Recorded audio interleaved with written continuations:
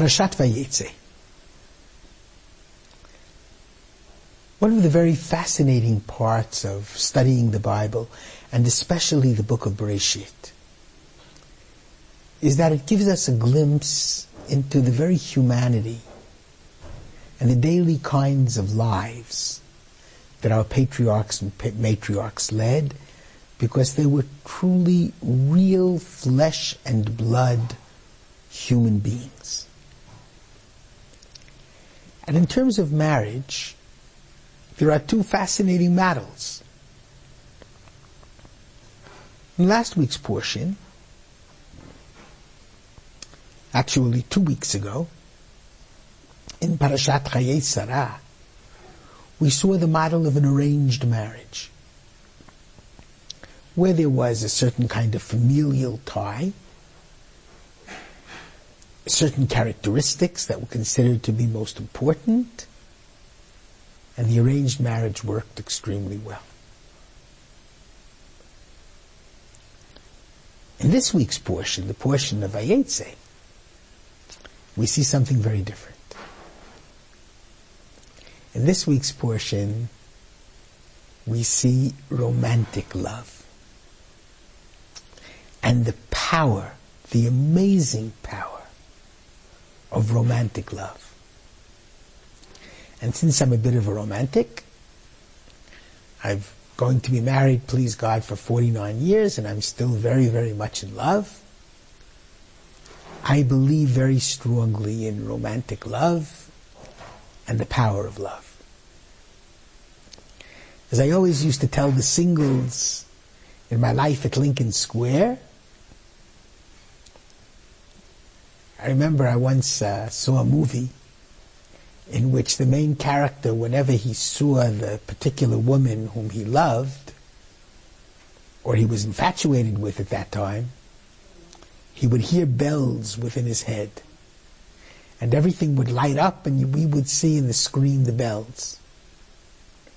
So I would tell the young singles, listen guys, and listen gals, if you're already in your mid-30s and you haven't heard bells, maybe you're tone deaf, and you should make the marital decision along other lines. I also used to tell them, and I'm going to be dating myself, but I used to tell the men who usually had the difficulty in making up their minds, you guys are looking for Gina Lollobrigida with a shaitel, but you're not Clark Gable with tzitzit. So everybody, has to sometimes understand that if you're not bowled over, look for the right characteristics. But it's very important to be married, and it's horrific to be alone. But when there is strong and powerful romantic love, it's very special.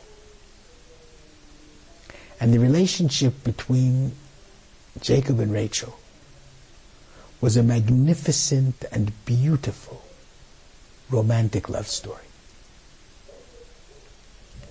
It begins right here, in the beginning of Parashat Vayetze.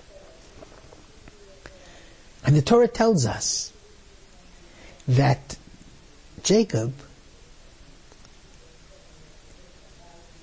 came into his first exile into Laban land, again the area of Syria and Chaleb, Aleppo, Damascus even, came into the area. And he noted that everyone was shepherds. That was the major way of making a living. And there was a very large well with water, and it was covered by a very heavy stone. And all of the shepherds and shepherdesses would gather towards the end of the day, and together the shepherds would lift up the stone and water their flocks. ויהי כאשר ראה יעקב את רחל. Yaakov, Jacob, felt this would be the perfect place, meeting place, to get the lay of the land, and to perhaps search out the kinspeople he was looking for. And at this point, he sees out of the corner of his eye young Rachel. He does not know from which family she stems, coming with sheep.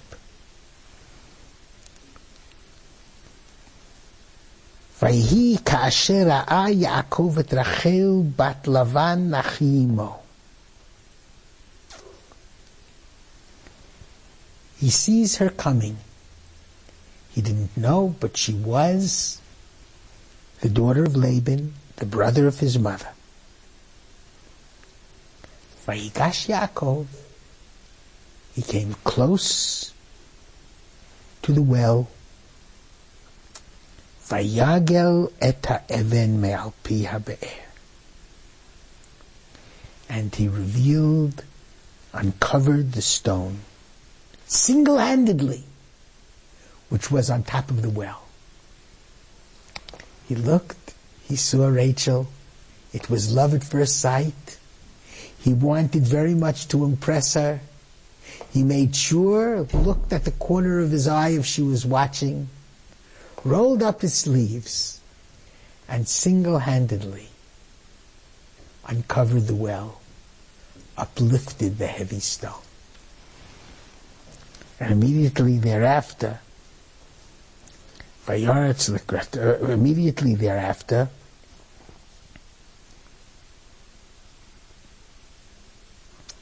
Vayishak Yaakov l'Rachel, he kissed Rachel,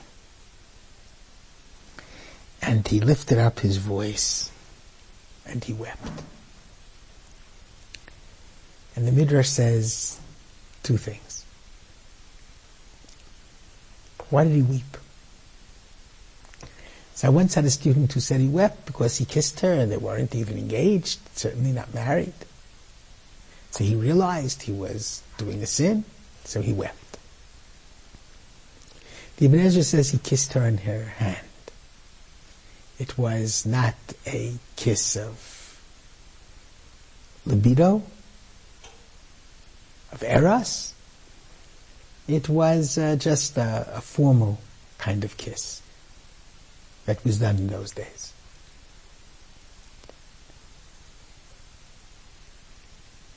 But I would suggest that it may have really been a kiss. He really was in love. Why did he weep? And Rashi gives two reasons. One is he wept because he didn't have anything to give her. He didn't have gifts for her.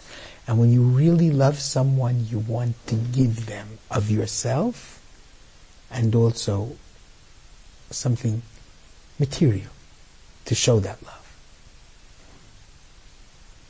But the second reason is even deeper.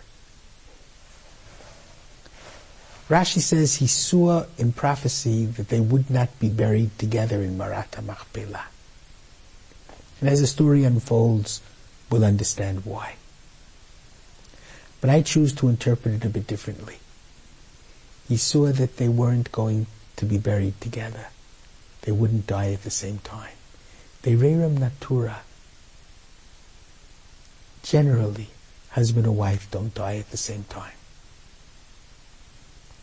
And the great price for loving is the bitterness when separation comes.